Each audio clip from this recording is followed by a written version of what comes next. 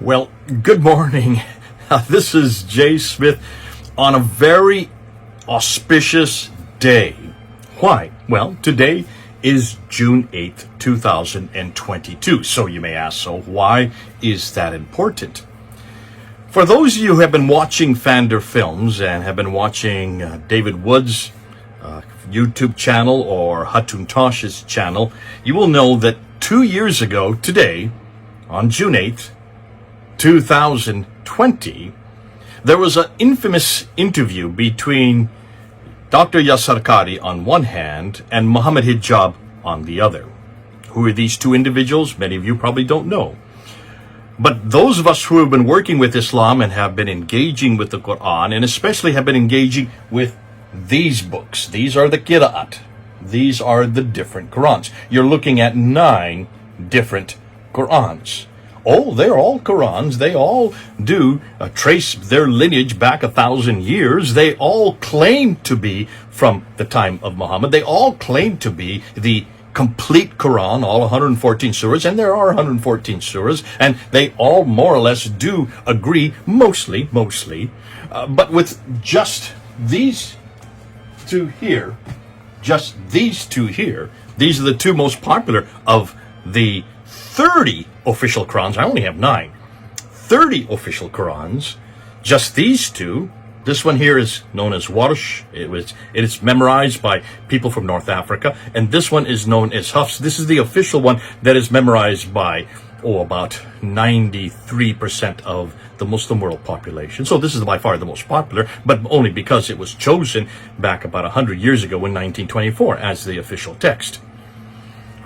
These two, between them, have 5,000 different words, which means 5,000 different verses, which means 5,000 different meanings, and in many cases, different doctrines, different beliefs, and even different practices.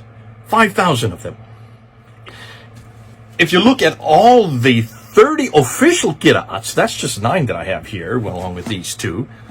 There are 30 of them. If you want to see how many differences there are in those 30 manuscripts or Qira'ats that are now published all over the world today, Hatun Tosh has all 30 of them in her library. She and her team have been able to come up with 93,000 differences. Now, why is this important? Well, for most of you, you're probably scratching your head and say, not really important, so the Quran disagrees with itself. There are different publications. Maybe these are different translations. No. These are not different translations. These are all Arabic. And they all attribute themselves back to Muhammad, back to that 22-year period when he received revelations for all of these 114 surahs from Jibril, who got it from those eternal tablets which are in heaven. Chapter 85 verse 22 stipulates that. And remember, the Quran continues and says very clearly that it is preserved completely. The Quran itself makes these claims for it. It says in chapter 10, verse 15, in chapter 18, verse 27, that nobody, no person like you or me or anybody else can change Allah's word. Not one word, not one letter can be changed.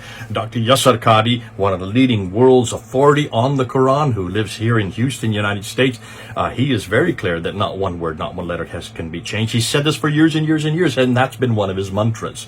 So here the Quran is very clear that not one word can be changed. And the reason why, in chapter 15, verse 9, it stipulates because Allah himself will keep it preserved, will not allow any changes by man, not even one letter, not even one word, according to Yasir Qadhi. So this preservation of the Quran is sacrosanct for all Muslims everywhere, including all the Muslims who are watching me right now. You have to preserve the Quran. It cannot have any interference. And this has been a real problem. This has been a huge problem. When we, back in 2016, here's a picture of us holding up 26. At that time, we only had 26 Qurans that Hatun had managed to collect. When we held them up and showed the whole world these 26 Quran, there was Mohammed Hijab. Take a look at this picture. You can see Mohammed Hijab right there. And he was in the crowd, and he got steps outside of the crowd, and he calls all the Muslims to come to him, and he says, Don't look at what they're showing you. Don't listen to what they're saying. Come here, I will explain. Well, obviously he should have explained it, and evidently he didn't, because back in 2016, as the crowd went to him, asking him for what this all meant, because they never heard this. No Muslim that I know, anybody of the believers that I've come across, has ever heard about this, because you're not taught this for very real reasons and very simple reasons. However, that was in 2016. 2020, June 8th, is when Mohammed Hijab decided to do something about it, decided to find out how to answer this very troubling question. So he had this interview, and I'm going to show you snippets of this interview in sequence. I'm not going to show you all 28 minutes. It would take too much time. I'm just going to show you about 9 minutes, but I'm going to break it up into different categories. And I want you to follow as Mohammed Hijab asks a perfectly innocent question, a perfectly good question. Which one of these 30 official Qira'ats, those you see here, along with these two here, which one of these is the one that's in heaven? Which one of these is the one that was revealed by Jibril to Muhammad? Which one of these is the real one that is eternal, that cannot be touched by human hand? Because they're so different. 5,000 between just these two alone, 93,000 between all of them when you put them together. So let's go look at this interview, and I'm just going to post bits and pieces of it and then unpack each one as they go along. So here's Mohammed Hijab asking and beginning this interview with Dr. Yasir Qadhi.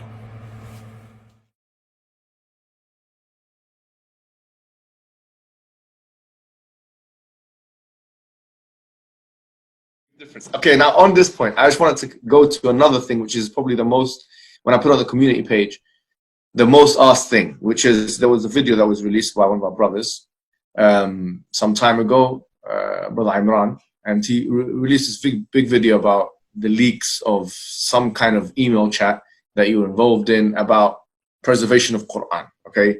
And what is your position in relation to preservation of Quran? Is, for example, Hafs an Asim, riwayat Hafs an Asim, do you see it as preserved, munazzal from Allah subhanahu wa ta'ala?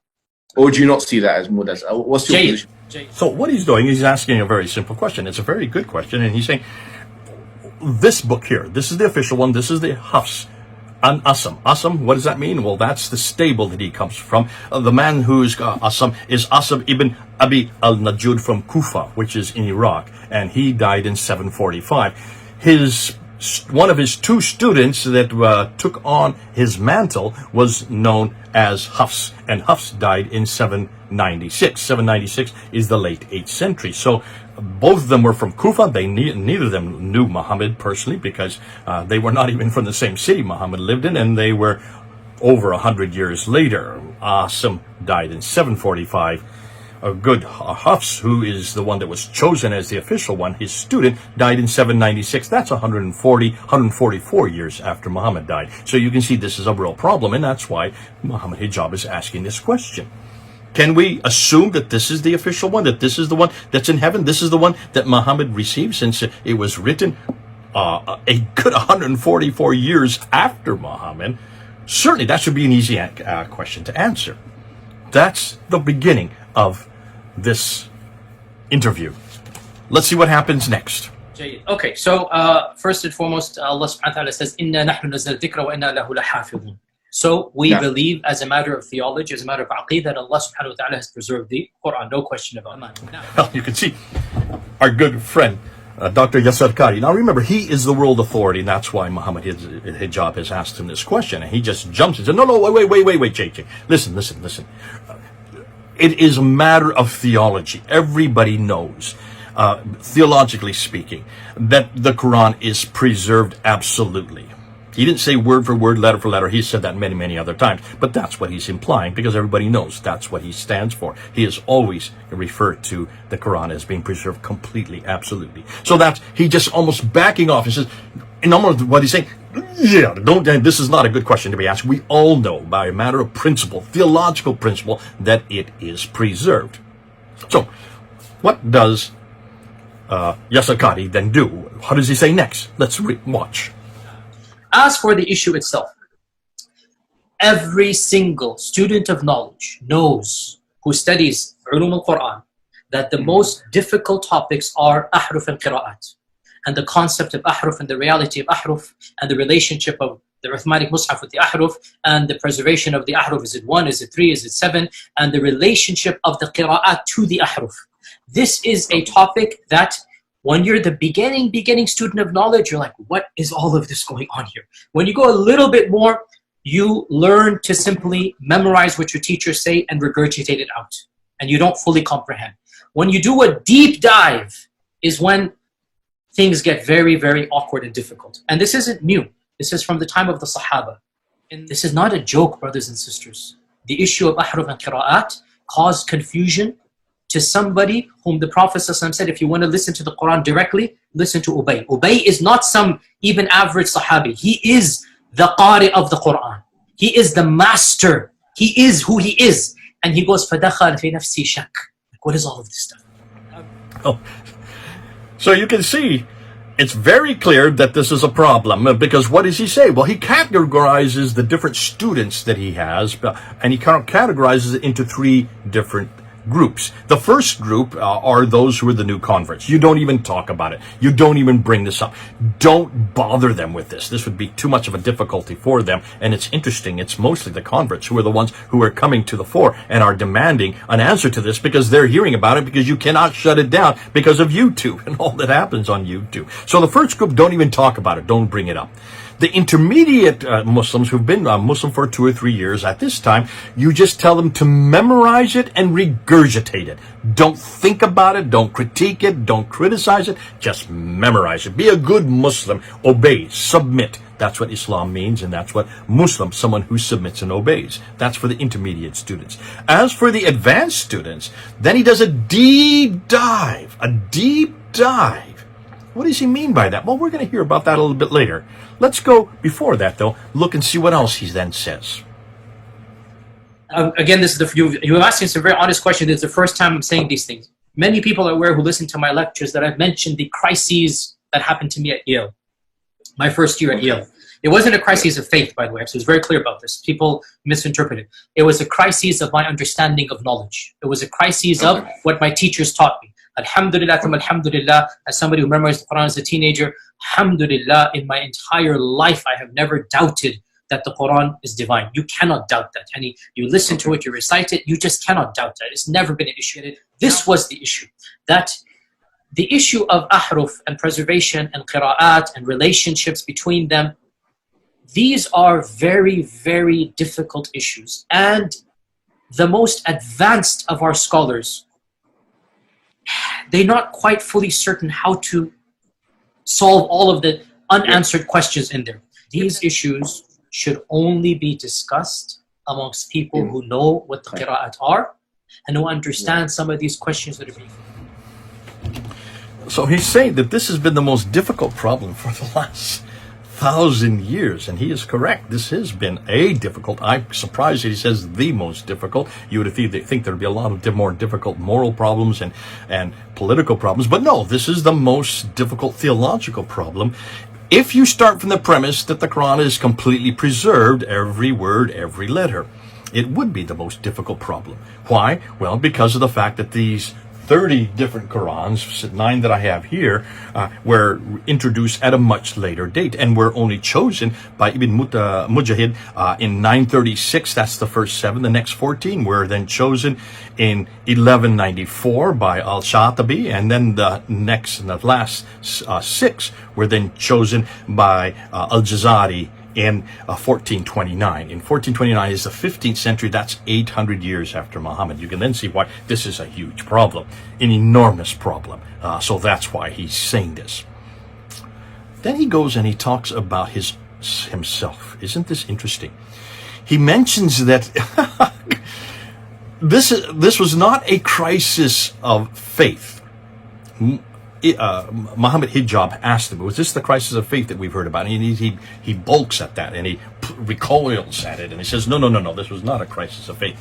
This is a crisis of knowledge, or of understanding. He corrects himself even on that he didn't know how to understand this knowledge that he was being introduced to here in Yale University when he got his degree in 1995, his PhD. And that's why it was difficult for him to come to some type of conclusion. A very real. I said, well, this guy's being honest. And then, but he says, but he does not doubt it, even though he couldn't understand it, even though he could not really come with any type of logic of as to what's going on here. He just knew that he had to believe. I cannot doubt it. I listen to it and I recite the Quran. And then he says, in fact, it's such a big problem that only the scholars should be discussing this. This is something only that should be in the realm of scholarship, not amongst you and me. We should be discussing is what he's really saying. So what's he do, and what's he saying next? Traditional understandings of ahruf and qira'at cannot answer some of these pressing questions that are now being poked by our people outside of, by our academics, by their academics outside of the faith tradition. You see, in a Muslim environment, there's always some respect that we have for the Quran. We should. In a Muslim environment, we'll press a little bit and then we'll say, okay, khalas, sami'na wa ata'na. And that's great, alhamdulillah. When you go to academia, they don't have that red line. And they're going to just, you know, the famous story of the emperor with no clothes. They're going So here's fascinating. He's talking about Muslims now, we give a respect to the Quran, right? So we set the Quran up, and there are certain questions we don't ask of this Quran. We just say, stay away from asking. We give a respect to this book here. And because of that, there's a red line beyond which we don't go. That red line, no, we don't go beyond that red line. But in Yale University, there are no red lines. And you can ask any question you want to. You can go in any direction, ask any question at Yale University. And that's what caused his crisis of knowledge. Notice he says he could not understand how to answer it. He could not understand what they were saying. Well, obviously because no one had bothered to tell him how to deal with this problem, because for 1,000 years, no one's talked about it. And if they had talked about it, it would have been sublimated because of this respect they have for the Quran. Thank God we in the West allow you to ask any question you want, including every question you want about the Bible. There are no red lines on the Bible. We don't have anything beyond of what you censor that we censor about the Bible. You can ask any questions of the Bible. You can ask any questions of Jesus Christ. You can ask any questions about our theology, because Jesus and the Bible and our theology stand every test, proving how strong our Bible is and how strong Jesus is and how strong our theology is. If you have a red line, that should tell you pretty clearly that there is a problem. That if you cannot ask certain questions and you sublimate discussion and debate and criticism, then what you're saying is that item, in this case the Quran, cannot answer these questions for you. That automatically admits guilt. That's what he's saying. The Quran cannot answer these questions. These are unanswerable. Therefore, just submit, just read it, enjoy it, and then follow it. Please don't ask questions. My mind's already made up. Let's see what he says next. They're going to just point out, no, that doesn't make any sense. Well, that's not true, and this and that. And they'll bring issues, which I'm not going to mention explicitly, that you know are true because they're in your own books. They're not inventing anything new. They'll bring you riwayat, and they'll bring you athar, and then you add to that very well-known issues of, I don't even want to be explicit. And then you bring on top of that makhtutat, and then. And it's very clear to you and to every single very advanced student and specialist that the standard narrative has holes in it. That's what I'm going to say. The standard narrative does not answer some very pressing questions. So here he comes to his signature piece. He turns to Mohammed Hijab and he says, he's talking about you in the East, and he's talking about he in the West. He has to live in I haven't shown that part of it, but he says, I have to live in the West. I have to live in places like Yale University where these questions are asked to me all the time. You in the East, however, he's living in London. That's interesting that he calls that the East. But you who are not in academia is what he's really saying. You who are on the popular level, you who are on YouTube, you are the ones who are living on the streets, but you're not in academia, in the hallowed halls of academia where these kind of questions are wholesale. You're not coming up with this kind of stuff, but you who are living in that world, that popular world, on YouTube and all the rest, your narrative, which is the standard narrative, has holes in it. The standard Islamic narrative, S-I-N. Where do you think we got S-I-N from? It's from Yasir Qadhi. He is the one that created it in that interview. He called it the standard narrative. What narrative? The Islamic narrative, not the Christian narrative, not the Buddhist narrative, not my narrative, nor not even his narrative. The standard Islamic narrative has holes in it. Ooh, and this is what started the huge anger that we are going to see that came out afterwards. Nonetheless, that's where he coined it. June 8th, 2020. We're now June 8th, 2022. And we want to remind you that that standard Islamic narrative doesn't just have one hole, the Qira'at. It has holes after holes after holes after holes after holes. When you start and you take away these red lines, not just of the Quran, the red lines of Muhammad, or whether or not even existed, the red lines of Islam, and whether or not it even existed at this time, whether there was a city called Mecca at this time, you start taking away those red lines, and there's lots of holes. Oh, not just one or two, tens or 20, there's hundreds, possibly thousands of holes. And that's why we are sin sifting. We are doing, and we're looking, and we're putting every one of those SIN, those standard Islamic narrative directive, and we're seeing, oh, look at the thousands of holes right here, all the holes that we're finding, and it's just seeping through one after another, one after another, one after another. It's made my job so easy. But he didn't stop there. Let's see what he said next. The standard narrative does not answer some very pressing questions. You know, these are now well known within the Western Academy that they're bringing forth issues. Their level of now knowledge is leaps and bounds above what it used to be, 100 years ago. And by and large, our ulama in the Eastern world are not aware, by and large, of what's going on in the Western side of things, and they're not answering those questions in a manner that it needs to be answered. And this is something all of us that are in academia fully acknowledge. This issue of ahruf and qira'at has troubled the ummah from the very beginning of time. It's nothing new. And there are 15 opinions about this. None of them fully answer all of the questions that are raised. So, the Western academics, he says, that's us in the West. That's where he lives now, and that's where he has to engage. The Western academics have come leaps and bounds. Leaps and bounds means they have come enormously quick in what they now know about the Quran.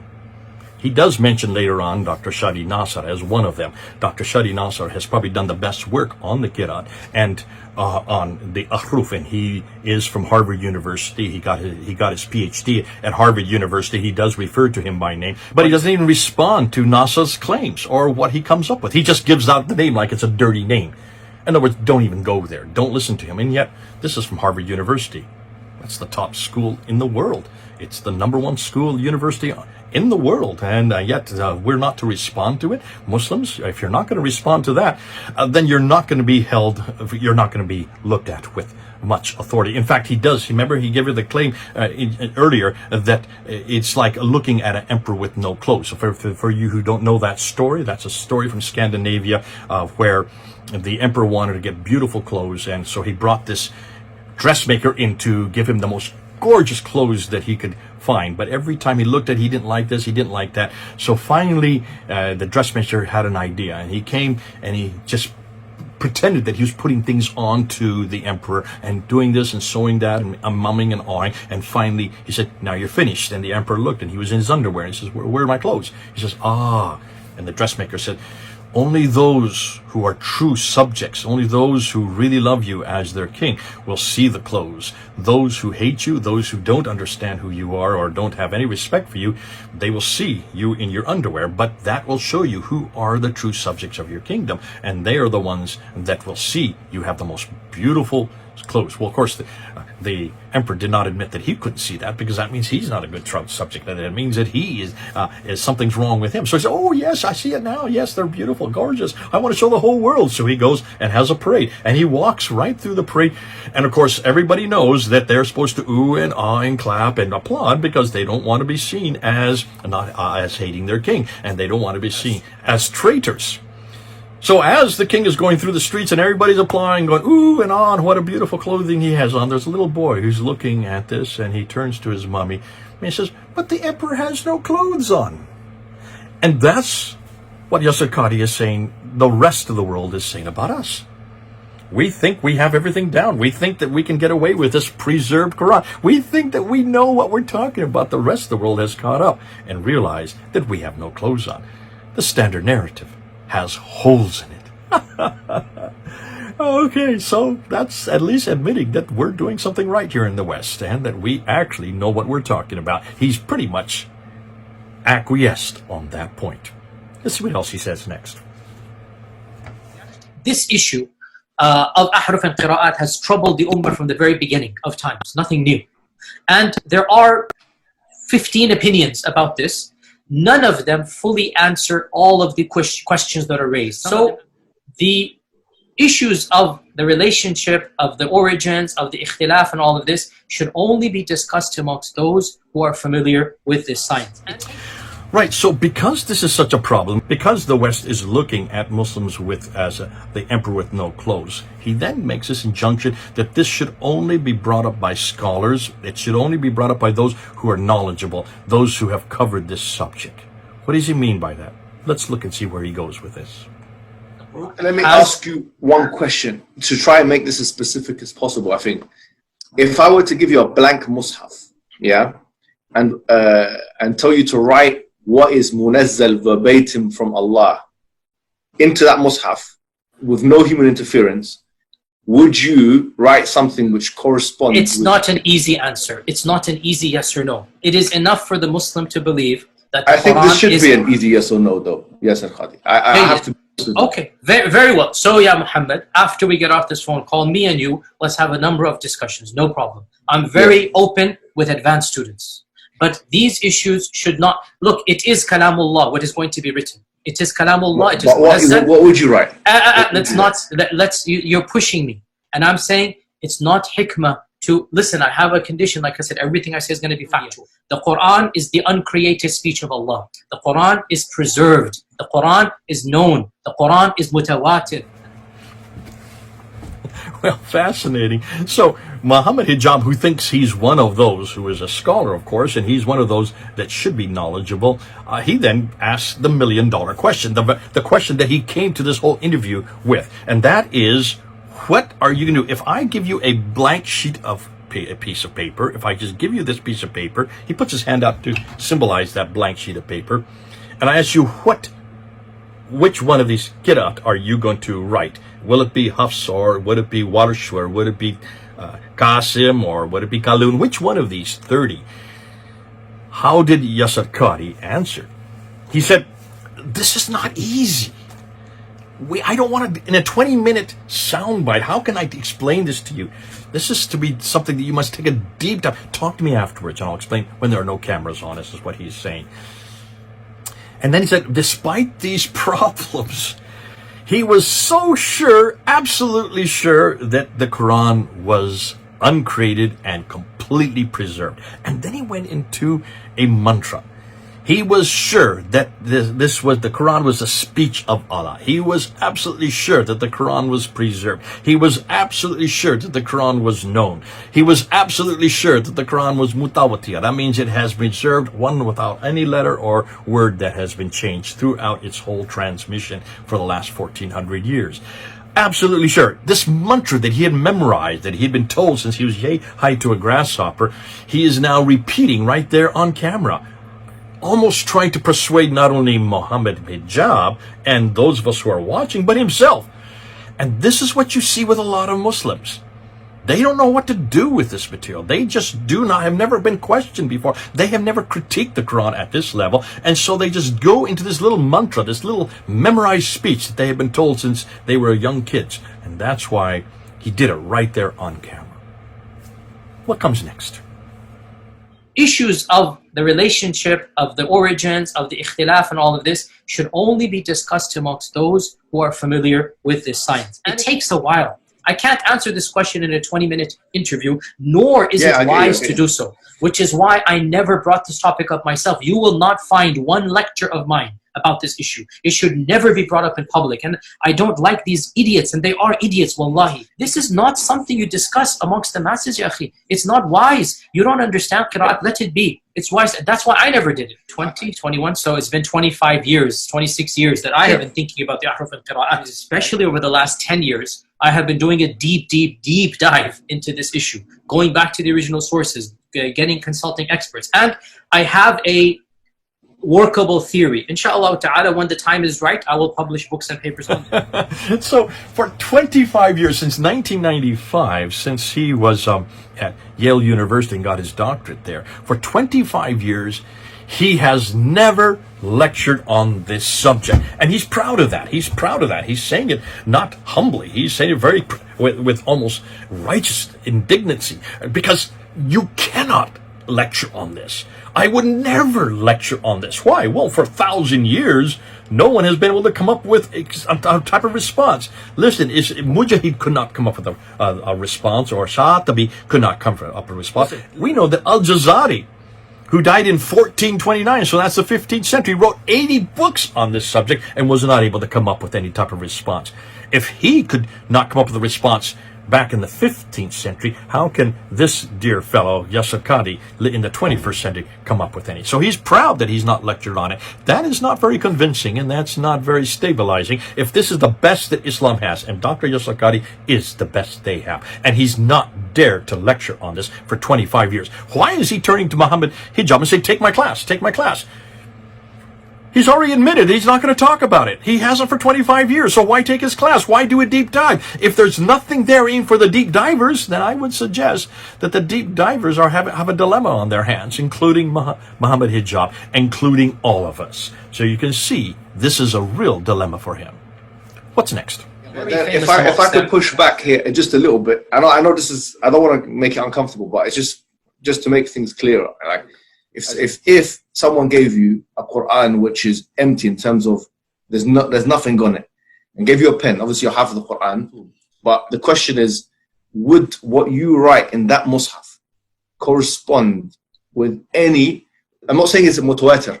I'm saying would it be sahih, authentic? Would it correspond with anything that we have in terms of the riwayat and the qira'at? Who's going to bring a new Quran? A'udhu billah. We're going to have the Quran there, but which qira'ah will it be in? It'll be probably a mixture, right? It's not going to be necessarily. Fine. Yeah, okay. So let's leave it at that. Then. It's not going to be the exact Hafs and Asim bi riwayati fulan or Shu'ba. This is something that is coming at a later stage. Okay. The codification of the qira'at is coming in the 2nd, 3rd century of the Hijrah. But you would have something which you could say is sahih, fully recognizable by the average Muslim. Obviously, anything bizarre, strange. So when you write, so just to be clear, if you write down, it might not be a standard Hafs and Asim. Exactly. But what you write down is recognizable, and you believe that everything within that is munazzal min Allah subhanahu wa ta'ala. 100%, as Allah is my witness. 100%. That is the belief. Yes. Well, now we come to the concluding part. And here, this is actually the second time he's asked us. He asked it at the very beginning. I didn't have that in the clip. But he puts out his hands and he says, listen, one more time I'm going to ask you. I'm going to ask you again.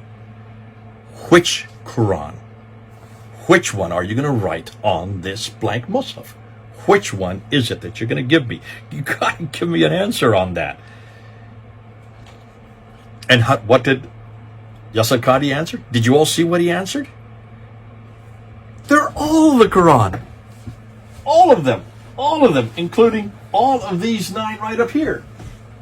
All of these are the Quran. They're all the Quran. Take a little bit of Hafs, take a little bit of Warsh, take a little bit of Kalud, take a little bit of Kasai, Asim. You take it, all of them, and just mix them up, and that is your Quran. All 93,000 differences. I remember when I was watching, I just started clapping. I said, does he know what he's saying? Does he know the dilemma he's putting all the Muslims into? Is he even aware? I don't think Yasir Qadhi is even aware that there are 93,000 differences between those Qurans. He may not even be aware that the Warsh and the Hafs have 5,000 differences, because no Muslim has done this work that I know of. They won't do this work because this is the red line you don't go beyond. If you don't go beyond the red line and you don't ask these questions and you don't have any answers. If there are no answers, then you can see the dilemma for those Muslims who are in the real world, like the Mohammed Hijabs. He is in the East, he is in Britain, he is there where they are asking these questions. They're also asking it here in the West. Yasir Qadhi did make agree to that. I mean, he did acquiesce on that. He did admit that Even at Yale University, he was asked these questions. He was shown this problem, and he didn't know what to do with it. It was a crisis of knowledge for him. So you can see this is a real problem. It is such a problem for Muslims because they have to say the Quran is preserved. They have to say that Allah protects it. They have to say that not one word, not one letter has been changed because the Quran makes that claim. And if the Quran makes that claim, they have to make that claim. And as long as they keep making that claim, we're going to shut down that claim. We're going to confront it because we know that the Quran has not been preserved. You know that the Quran has not been preserved. It's very easy just to open its pages and look at it. Al-Fadi and I are doing that. I'll be putting up some more in the next few days. Al-Fadi and I have already put up looking at verse by verse, going through we're just looking at Warsh and Hafs and Warsh, the two most popular Qurans. And we're just looking at the 5,000 differences. We've done about 5 that I put up. We'll be putting up more just to show you how they change the theology, how they change the doctrine, even at times they change the practice, proving that these are different Qurans with different meanings. Obviously, you cannot have different Qurans with different meanings if the Quran is eternal and has always existed on eternal tablets. Can you see then what this interview did? This interview 2 years ago today, because of this interview, this caused such a furore that on both of their channels, they both put it up on their channels immediately. It was live streamed. On both of their channels, after 2 weeks, they had to shut down the comments. Why? Well, I was reading those comments, and I'll tell you why they had to shut them down. There was comment after comment after comment, hundreds of comments of Muslims that were saying, I am now leaving Islam because of that interview, because of what you have finally admitted, because you're the ones that have been telling us that it's been preserved. You're the ones that have said that there's not one word, not one letter, and now you're admitting that there is no preservation, that there are many different Qurans, that they do have changes, and that we just mix them all up to get the Quran we have today. You're completely going back on everything you've been teaching us.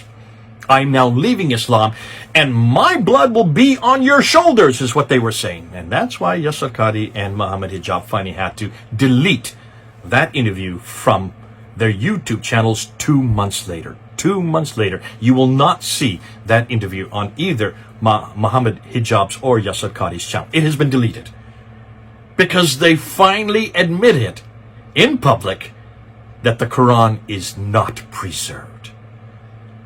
You Muslims, your narrative has holes in it. Your standard Islamic narrative has holes in it. It's not me that's saying it. It's Yasir Qadhi that said it. And you've got to deal with it. This is Jay. 2 years later, on the day that that infamous interview came out, we'll be doing it a yearly reprisal, going back and unpacking it for all of you. Every year we will do it again on June the 8th. Remembering what happened on June the 8th, 2020. Muslims, your Quran is not preserved. No, it has not just tens. It has tens of thousands of differences. How about 93,000 differences? God bless you. This is Jay. Over and out.